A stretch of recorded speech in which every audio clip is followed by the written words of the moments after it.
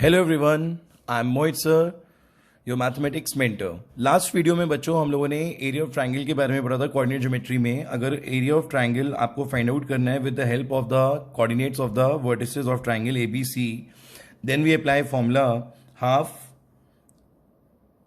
1 2 and 3।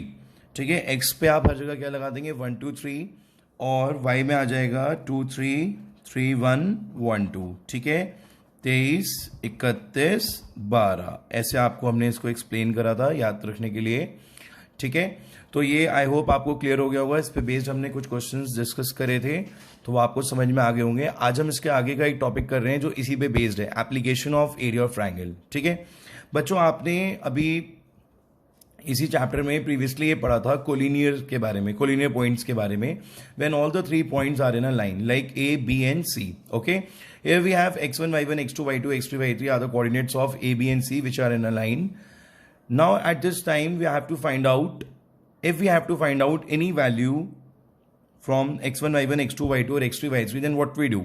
First of all आपको ये पता होना चाहिए कि जब कभी भी तीनों पॉइंट्स एक लाइन में होंगे तो वहां पर एरिया पॉसिबल नहीं है, क्योंकि वहां पे एरिया फॉर्म ही नहीं होगा। तो जब एरिया फॉर्म नहीं होगा तो बच्चों आप बाय डिफॉल्ट एरिया की वैल्यू क्या रखेंगे, हर बार 0। आपको हर बार एरिया की वैल्यू 0 रखनी है। ये 1 2 3 2 3 3 1 एंड 1 2। ठीक है, और जो भी वैल्यूज होंगी, ये 2 तो यहाँ क्रॉस मल्टीप्लाई होकर 0 ही हो जाएगा। बाकी जो भी वैल्यूज होंगी इनकी x1 y1 x2 y2 और x3 y3 की, ये आप यहाँ पे पुट कर देंगे, और अगर कोई वैल्यू अननोन होगी तो उसको फाइंड आउट कर देंगे। 2 टाइप के क्वेश्चंस आते हैं इस पे बेस्ड। एक तो प्रूविंग क्वेश्चंस आते हैं जिसमें आपको ये तीनों कोऑर्डिनेट्स दे देंगे ए बी और सी के, और ये आपसे पूछेंगे कि बच्चों चेक करके बताओ कि ये कोलिनियर पॉइंट्स है या नहीं है। अगर तो आपका आंसर 0 आ रहा है अगर आपका आंसर 0 आ रहा है तो उस केस में आप लिख दोगे द 3 पॉइंट्स आर कोलिनियर। ठीक है, अच्छा अगर नहीं आ रहा तो आप लिख दोगे तो points are not collinear, right.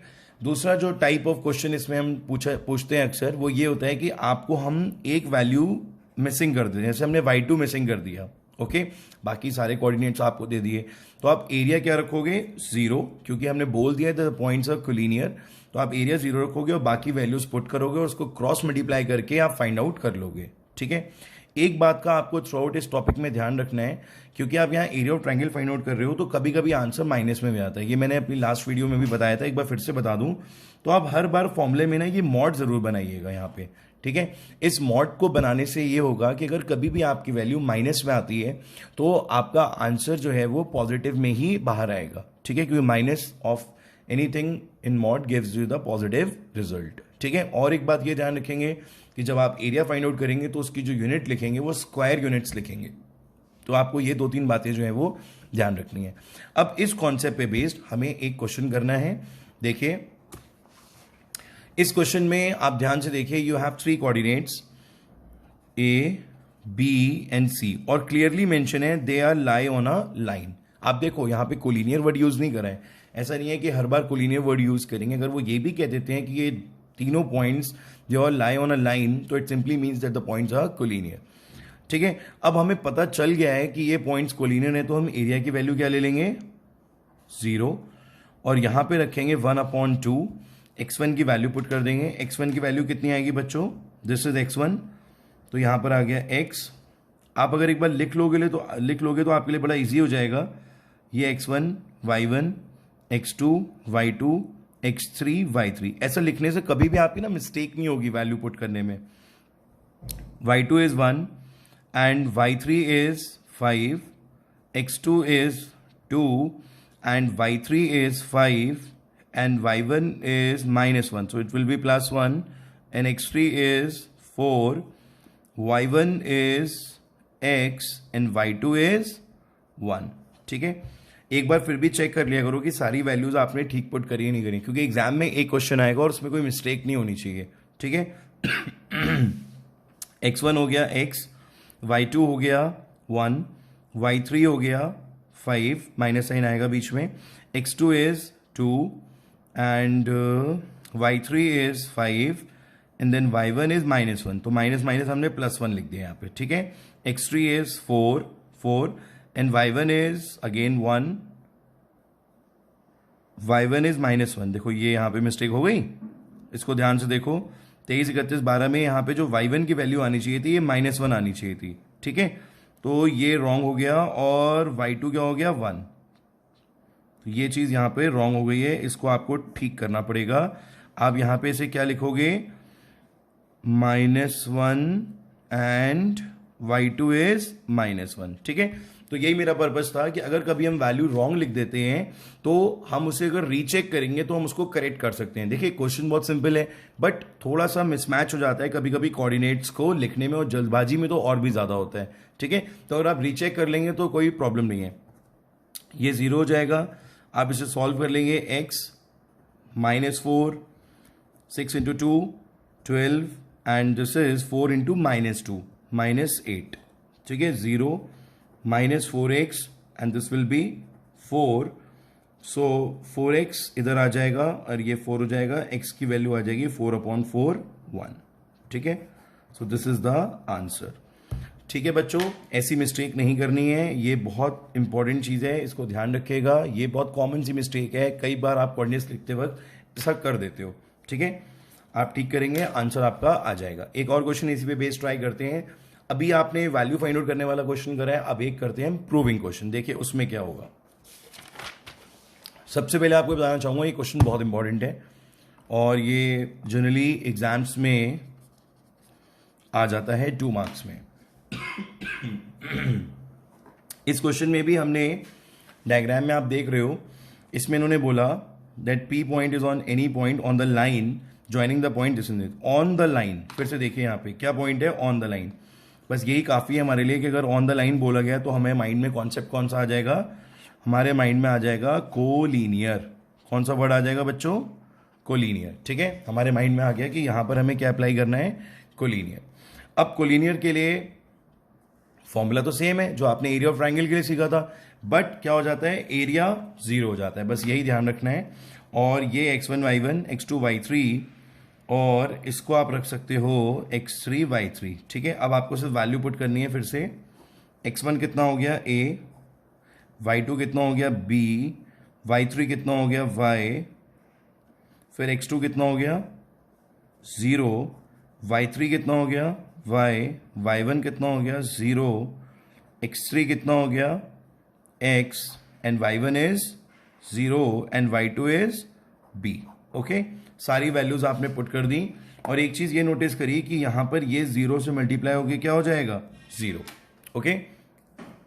इसका क्रॉस मल्टीप्लाई करेंगे 0 आएगा, ये हो जाएगा ab माइनस ay और यहां पर आ जाएगा -bx, क्योंकि ये 0 है तो आंसर क्या बचेगा, सिर्फ -bx। ये बात सबके समझ में आ गई। अब आपने नोटिस करा कि ये दोनों नेगेटिव हैं, -ay एंड -bx, तो इसको हम RHS में शिफ्ट कर देंगे तो ये हो जाएगा bx plus ay is equal to ab, ठीक। अब प्रूफ क्या करना था, प्रूफ में आपको चाहिए 1, ध्यान से देखिए, प्रूफ में आपको क्या चाहिए 1 और यहां पर क्या है ab। तो ऐसा कैसे हो सकता है कि हमें RHS में 1 मिल जाए और AB हट जाए। तो AB को हटाने के लिए सिर्फ एक चीज है आपके पास, डिवाइड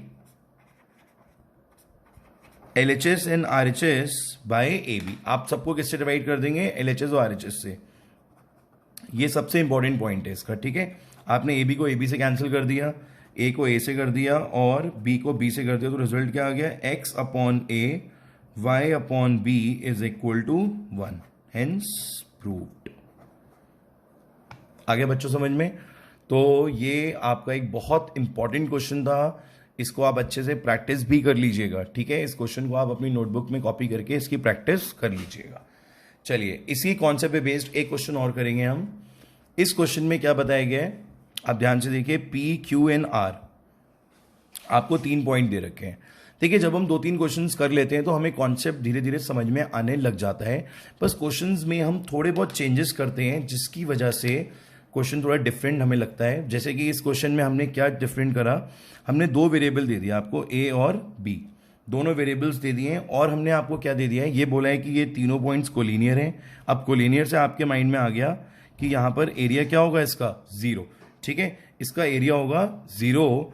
और यहां पर एक चीज और गिवन है, अगर आप ध्यान से देखो तो a plus B is equal to 1, ठीक है। समझ रहे हो आप कुछ, कि एक तो ए बी यहाँ पे अननोन है, दूसरा कोलिनियर है, और तीसरी चीज क्या है कि A plus B equal to 1 है।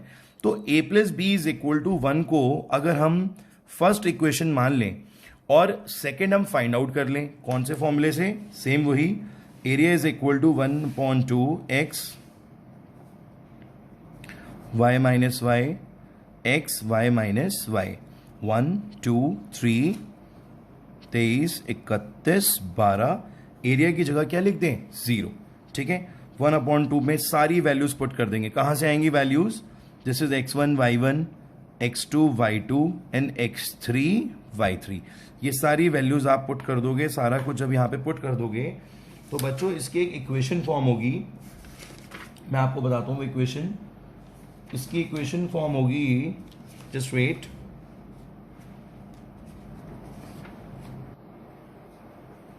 -3,9 a, b and 4, -5। Equation form होगी बेटा इसकी, आप चेक करिएगा इसको सॉल्व करके, 2a प्लस b -3 = 0। तो ये हो गई सेकेंड इक्वेशन। ठीक है, अब आपको for getting the value of a and b, ये a और b आपको फाइंड आउट करना है। तो a और b की वैल्यू के लिए आपको इन दोनों को सॉल्व करना पड़ेगा। किसको, a और b को, दोनों इक्वेशंस को सॉल्व करना पड़ेगा। यहां पर आपने लिखा 2a plus b -3 is equal to 0, और यू कैन से, ठीक है, 2 plus b is equal to 3 and a plus b is equal to 1। ठीक है, साइन चेंज कर देंगे क्योंकि माइनस करना पड़ेगा, ये कैंसिल हो जाएगा, a इज इक्वल्स टू 2। ठीक है, तो a की वैल्यू क्या आ रही है, 2 आ रही है। ऐसे ही आप वैल्यू पुट करके क्या फाइंड आउट कर लोगे, b। ठीक है बच्चों, तो ये भी एक क्वेश्चन था जिसमें आपने दो इक्वेशंस ली, एक आपने लिया a plus B equals to 1, और दूसरा इक्वेशन आपने खुद फाइंड आउट करा with the help of area of triangle. ठीक है, वो ये इक्वेशन थी, और जिससे आपको a और b दोनों की वैल्यू इजीली मिल जाएगी। ठीक है, b कितना आएगा इसमें, 1 -1। ओके, एक लास्ट क्वेश्चन करेंगे इस टॉपिक पे बेस्ड, और उसके बाद आपका ये चैप्टर फिनिश हो जाएगा। एक असाइनमेंट मिलेगा आपको, और आपको वो असाइनमेंट सॉल्व करना होगा, and then we'll start the third chapter of class 10th। इस क्वेश्चन में अगर आप ध्यान से देखो तो a b c d के आपको कोऑर्डिनेट्स गिवन है, आप देख रहे हो सारे कोऑर्डिनेट्स गिवन है, कोई भी अननोन नहीं है। This is 1, -2, 2, 3, -3, 2 and -4, 3। All the 4 coordinates are given. क्या पूछा जा रहा है इस क्वेश्चन में, find dm। What is dm? dm is the height. इस पैरेललोग्राम में एक हाइट है dm, आपको वो फाइंड आउट करनी है, और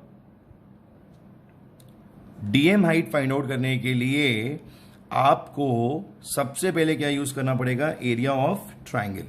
ओके, आपने एरिया ऑफ ट्रायंगल के लिए पूरा फॉर्मूला अप्लाई कर दिया। ठीक है, फॉर्मूला आपको याद हो चुका है, आपने सारा फॉर्मूला अप्लाई कर दिया।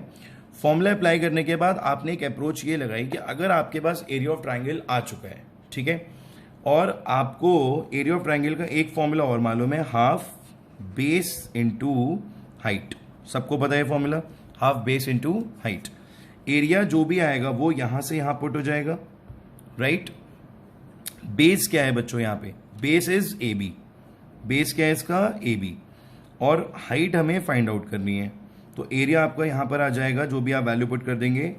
Base A B find out करने के लिए, A B base find out करने के लिए आप क्या यूज करेंगे, डिस्टेंस फॉर्मूला।